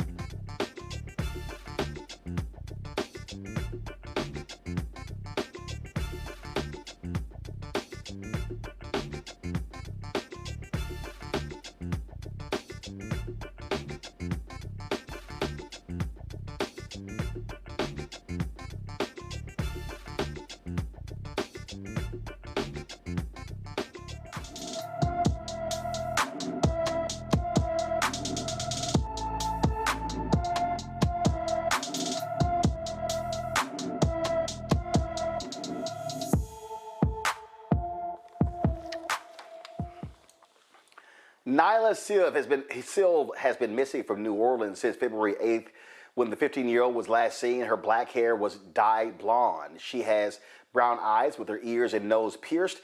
Anyone with information about Nyla Silv should call the New Orleans Police Department at 504-821-2222, 504-821-2222. In California, the parents of a black girl who was violently attacked by a Mexican male student while being subjected to racial slurs are questioning why the substitute teacher did nothing to prevent the incident. The attack took place at Jehu Middle School in Colton, California. In a now viral video, the boy is seen yanking the girl by her braids as other students laugh, with some of them allegedly using racial slurs. The situation escalated when he slammed her onto a desk, rendering her unconscious. Community leaders and parents are demanding accountability. However, authorities are investigating reports that the girl struck the boy with a metal object before the altercation. Both students have been cited, he for assault with a deadly weapon and she for battery on school grounds. The Colton Police Department says the case has been forwarded to the San Bernardino County District Attorney's Office for further review. Folks, tonight, a former Texas megachurch pastor, once a powerful figure in evangelical circles, is facing criminal charges. In fact, an arrest warrant has been issued for Robert Morris, the founder of Gateway Church. He's been indicted in Oklahoma on 5 counts of child sexual abuse. The charges date back to the 1980s when Morris, then a traveling preacher, was accused of sexually abusing a 12-year-old girl over a span of 4 years. Cindy Clemenshire, the woman who came forward with these allegations, says she's waited more than 40 years for this moment, and now she's calling for justice. Morris resigned from Gateway Church last year after these allegations surfaced. His ties to politics, especially his involvement with Donald Trump, as well as a lot of Republicans in Texas, has made him a prominent figure in conservative Christian circles. He, for a long time, was a Trump spiritual advisor. Now, instead of leading a congregation, he could be facing up to 20 years in prison for each charge. Right now, Morris is not in custody, but again, that warrant has already been issued. Boy, isn't it amazing, Matt, how so many of these folks on the right have significant history with sexual molestation of young folks? I don't even know what to say, man. I don't know what to say beyond I'm glad that this victim is seeking, justice, and that the law allows her to do that, and that he's being held accountable if it's true. Now, obviously, I don't have any of the evidence, but I'll say, there are a lot of allegations, and these are not the kind of allegations that, frankly, people don't think where there's smoke, there's fire. We need to have due process, but 5 counts. He was indicted. He was taken to a grand jury. That means they found probable cause. We know it's easy for a grand jury to indict somebody, but for them to indict on a 40-year-old allegation means that they thought there was enough evidence there to credibly send out an indictment. So I think that's damning in and of itself, because in the modern era, there's a lot more evidence generally in a case like this, or at least circumstantial evidence. But for them to have a 40-year-old accusation, that means they must have thought there was something there. So I'm interested in seeing how this plays out. Wait a minute. Go ahead. Matt, he's actually admitted to this. Now, first of all, he's 63 years old. This happened 43 years ago. He stayed with the family. This took place over a period over 4 years. Michael, he actually he admitted to, I forgot how he framed it, but he didn't quite frame it as, I raped a 12-year-old or I sexually molested a 12-year-old, but he's on record admitting something happened.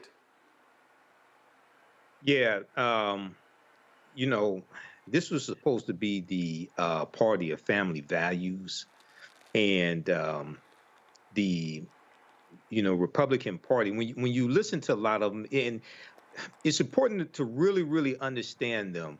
They weaponize this white Christian nationalism. Okay. They weaponize this right Christian nationalism, and a lot of this comes out of the whole religious right movement that I just talked about. And in that whole religious right movement was a white supremacist movement. Okay, and then within white supremacy, you have sexual abuse also. So this is disturbing, but not surprising when you understand the history of these people that you're dealing with. And then when you look at their president of the United States that's had 3 wives, cheated on all of them, and then was found liable for sexual abuse. I mean, what do you expect? So check this out, Derek.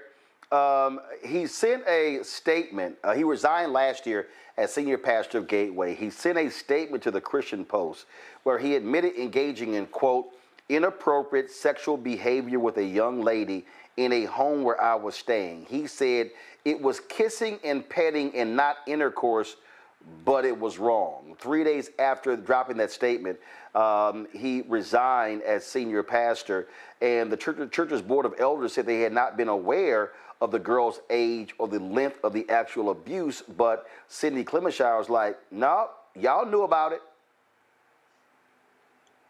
Roland, I agree with Matt and Michael's analysis, but here's the reality, Roland. This is going to be a very public situation where we're going to see the individual that's occupying the Oval Office that gave 1,500 pardons, just a blanket pardon. You're going to see an individual that's going to say publicly through a tweet to the Attorney General of the DOJ, make this go away, much like how he did the Civil Rights Division in the DOJ. He's going to tell Patel, you don't need to waste any FBI resources to investigate it. Hey, he already admitted it. He already confessed. So let's just go ahead and give him a pardon. And unfortunately, this family, the victim. Well, but here's the problem. But Derek, here's the problem. Derek, he can't give him a pardon because these are state charges. They're not federal charges. He can't pardon them. Okay. I missed that part. These are state charges. No, the state of Oklahoma. No, not the U.S. Attorney's Office didn't. No, the state of Oklahoma has actually indicted him. And again, and the church elders at Gateway said that their understanding that when he said he had an inappropriate relationship with a young lady, that they thought that was marital infidelity with a grown woman. They didn't realize the girl was 12. And it lasted 4 years. Right. So yeah, yes. Trump can't do jack. These are state charges. Right. So I missed that part. But Roland, I am in the state where the orange dude have state charges. And so even though these are... Oh, I understand. And thank you for adding that clarity. I just... That's the sad part here, that the victim should see justice. Even though this was 20 years ago, they should still see justice. But I just do not have faith and confidence in the outcome, where it should be this guy goes to jail for the crime he committed 20 years ago. Well, I say throw his MAGA punk ass under the jail. Folks, our last story, just 3 months into 2025, the U.S. has already surpassed last year's total measles cases. In Texaco, New Mexico, Oklahoma, they're at the center of this outbreak with nearly 300 confirmed cases, and experts say that number is much likely to go higher. Let's be real, many of us grew up knowing measles as something from the past, a disease our parents or grandparents dealt with. In 2000, the U.S. officially declared measles eliminated. But here we are in 2025 because all these dumbass anti-vaxxers don't want to get their kids vaccinated. Measles is highly contagious, spreading through the air when someone coughs, sneezes, or even just breathes. While the vaccine has been keeping it in check for decades, gaps in coverage are allowing it to resurface again because of these anti-vaxxers. We've already seen 2 unvaccinated people die from measles this year, one in Texas and another case under investigation in Washington State. This is all, again, because of these idiot anti-vaxxers. They have been they've been attacking vaccines when it comes to autism, when it comes to COVID, and now we're seeing measles roar back. And it doesn't help when you got a dumbass like Robert Kennedy Jr. who doesn't believe in vaccines, and Secretary of Health and Human Services, Derek. You know, Roland, I watched this interview live, and RFK Jr. said, well, why don't you just eat some French fries? And so it's just appalling that someone is responding that's the head of HHS says, eat some French fries. But I went to the CDC website, Roland, and it says the resurgence of measles in the United States is a public health crisis that requires swift and coordinated action. Vaccination is our most effective tool in preventing the spread of this highly contagious disease. Unfortunately, Roland, CDC cannot send information out to the public. It's incredulous that we are dealing with an administration, and we're dealing with a crisis that now we're going to have a self-inflicted pandemic, epidemic, how you want to see this. And that's the sad part. We must launch a comprehensive vaccination plan to deal with this measles situation, because we all know, Roland, that measles kill, and especially kills children. Matt? I know this started out in West Texas among the Mennonite population, and I haven't heard much conversation about the religious overtones or religious freedom, or whether that's even being really contended by that population.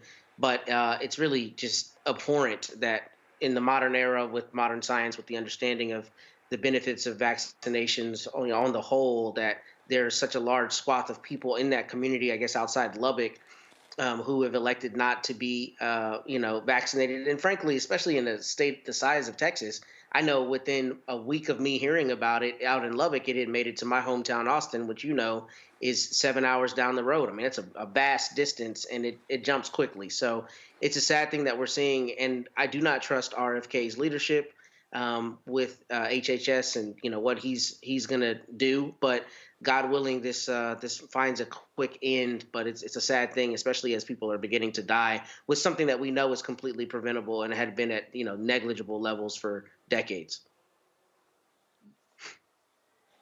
Michael.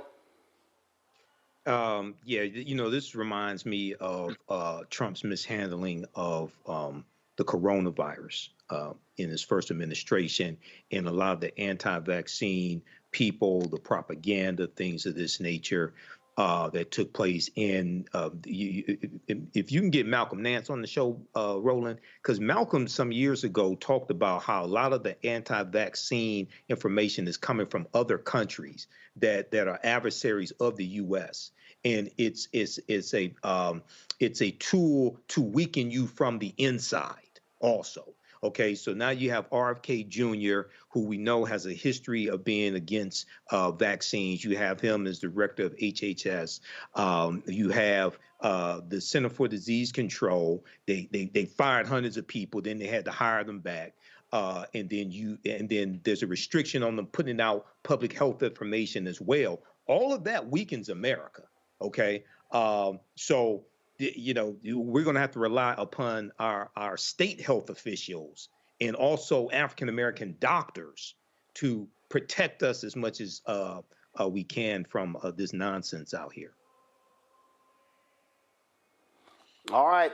Gentlemen, I certainly appreciate it. Thank you so very much for joining us on today's show. Michael, real quick, you're speaking on the panel. Go ahead.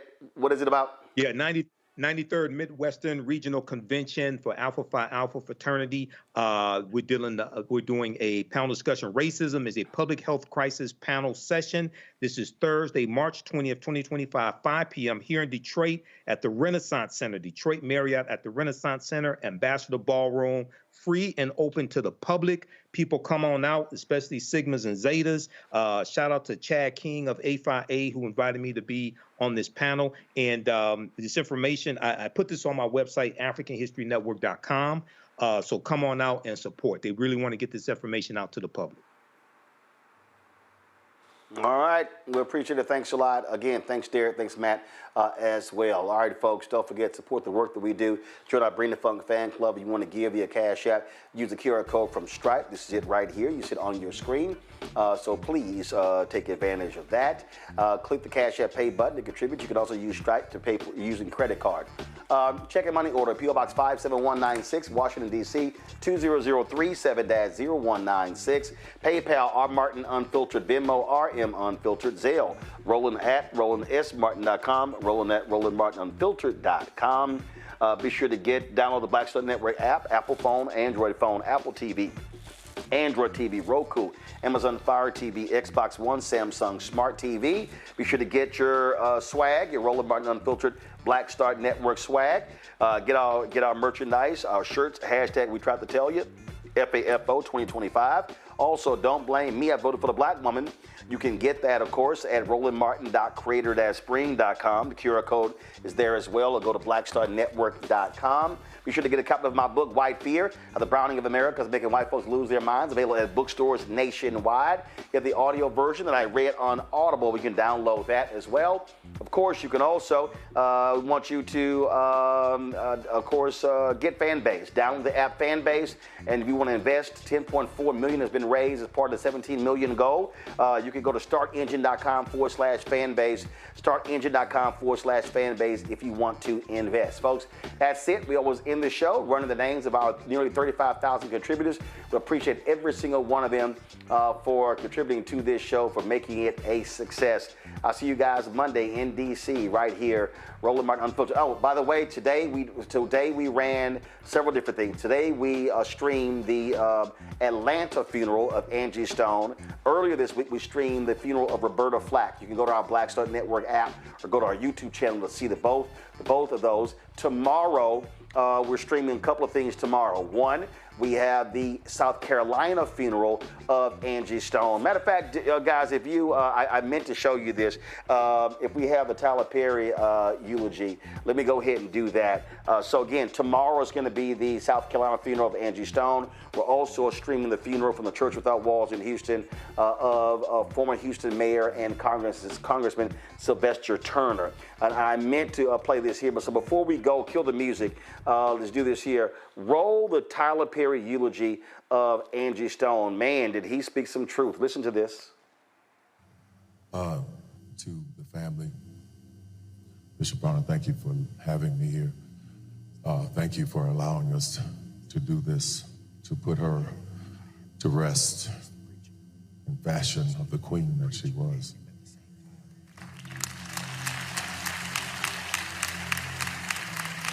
To the family, I want you to know something, especially her children. My mother died at 64, and Angie was a year younger than my mother was when she passed. But in her song, she said, in time, it gets a little better. So my prayer for you is that time is kind to you. Everybody who came up here talking about Angie, I didn't know her like a lot of other people knew her. My experiences with her would be me going to a show or talking to her. I remember one time she was doing a show at the Civic Center, and I went to see the show, and she was telling me some things that were going on. And she's like, would you come on stage when I sing Brother? I was like, yeah, absolutely. So I'm there, and she's singing the song, just singing her heart out and her soul. Got a text from video from Taraji P. Henson. She was saying, let me tell you a story about Angie. Then I started hearing all these stories about her. Taraji said she had just done Baby Boy, wasn't really super famous. And she heard that Angie was at a club, and she went to see her at the club, and Angie didn't perform, but she came out, and she was like, whoa, I'm so sorry, I came to see you. And she's like, that promoter ain't have my money, so we...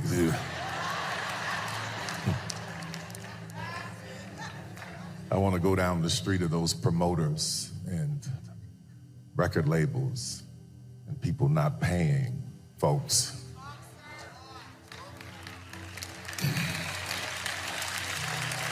But anyway, Taraji said she took her in the corner and she sung a song for her in that club.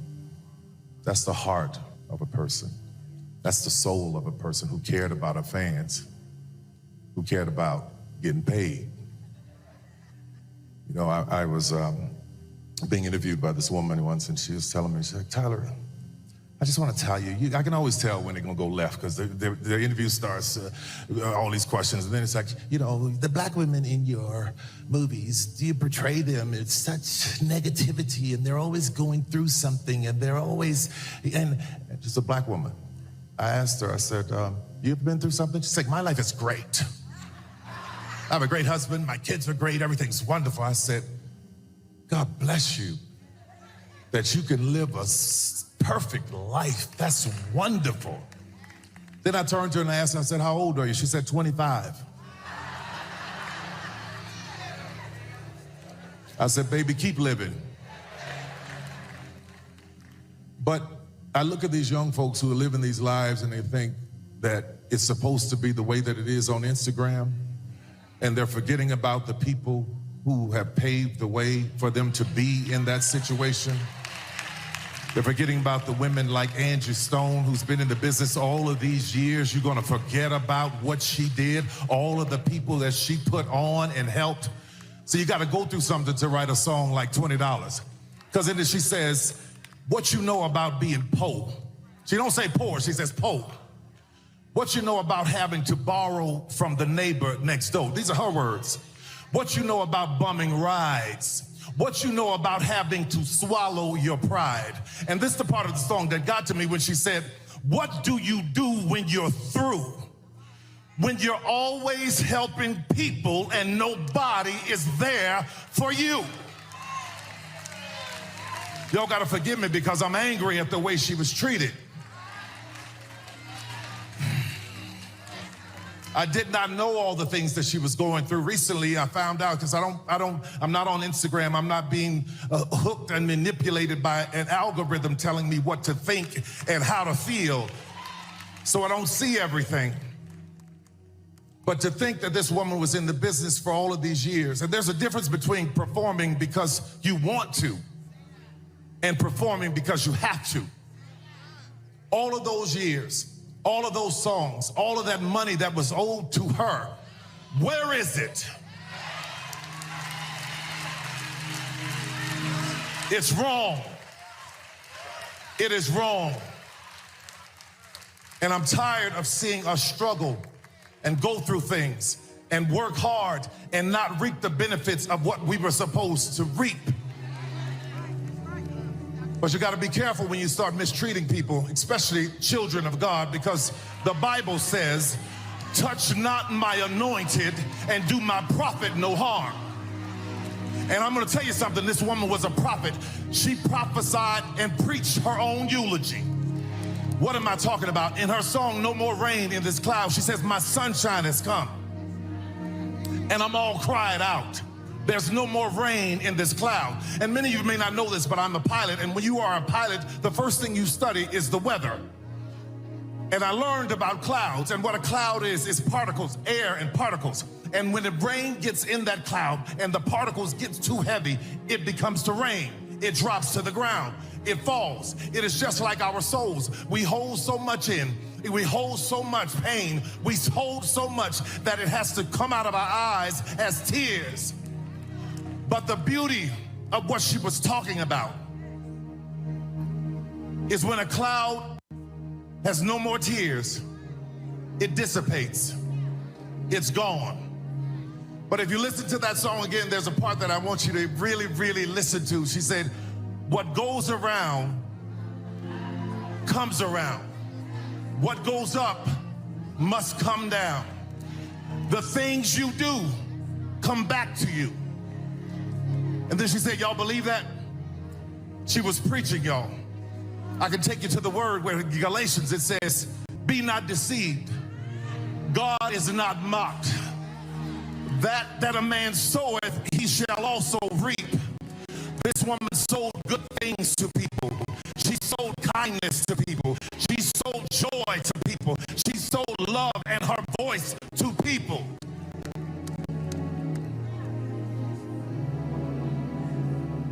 So if you are like her and like me, who get tired of helping people and watch them dog you out, if you are like her and like me, I'm going to tell you this. Don't stop doing good. Don't stop being kind. Be not weary in your well-doing, for in due season you will reap a harvest of blessings. God bless you, family. God bless you, Angie.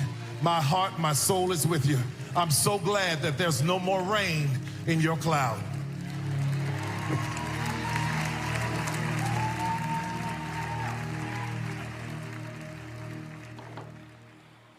Again, folks, if you missed the Atlanta funeral service of Angie Stone, just simply go to our YouTube channel, youtube.com/Roland S. Martin, or go to our Black Star Network app. You can see it there. She's going to be eulogized tomorrow in South Carolina, her home state.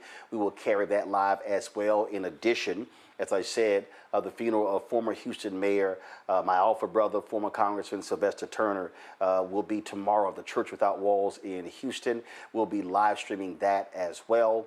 And if you missed the funeral earlier this week, the memorial service for Roberta Flack, you can go to our YouTube channel as well as our app. See, folks, this is the stuff that we do. Nobody else No other black-owned media is doing what we're doing, this type of stuff with this show, the additional shows, streaming these services, the news conferences and events that we carry. All of those things are critically important. So again, your support is always appreciated for all of that. Again, QR code for Cash App. Use the Stripe QR code. It's right here. Go to blackstarnetwork.com. If you don't have it, you can go there as well. Send your check and money order, P.O. Box 57196, Washington, D.C. 2003-7-0196. PayPal, R. Martin Unfiltered. Venmo, RM Unfiltered. Zelle, Roland at RolandSMartin.com. Roland at RolandMartinUnfiltered.com. Folks, I'll see y'all on Monday. Here are all of those names, people who have contributed to our show. We certainly appreciate every single one of you. Y'all take care. Holla!